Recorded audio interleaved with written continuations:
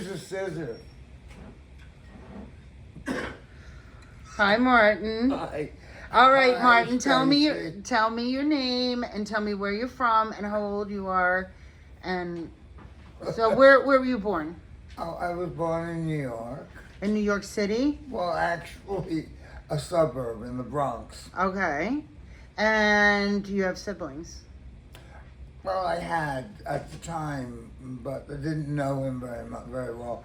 He was a traveling at that time of his life and mine.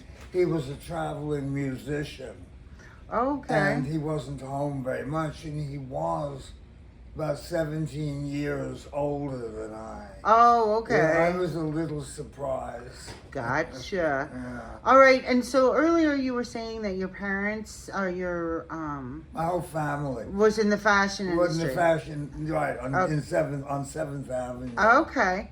All right. And tell me about you said one of your relatives did embroidery?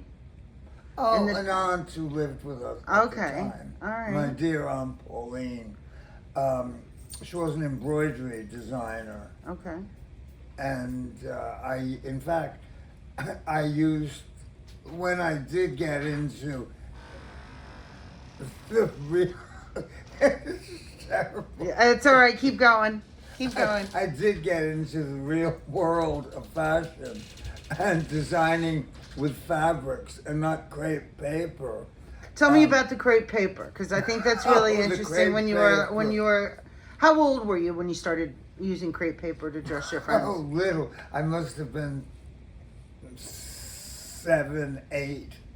Okay. You know, below 10. I was about 7 or 8. Okay. And I had all these mounds of different colored crepe paper that came in packets. And I loved the ones that were slightly crimped. They were like, they looked like Mary McFadden designs at the time because it was all like plissé. Like wrinkly? Yeah, wrinkly. Wrinkly, Exactly. okay. And they were my plissé papers.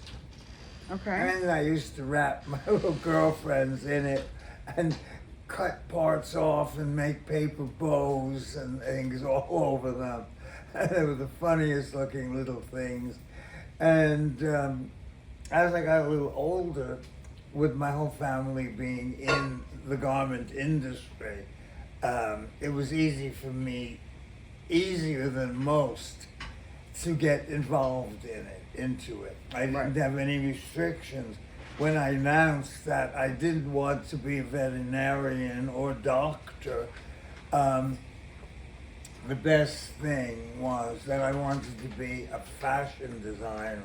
My father was very proud of that because fashion designers for his company and companies that he was involved with were always at the top of the rung of prestigious workers or employees. Okay. So he was proud that I wanted to become a fashion designer.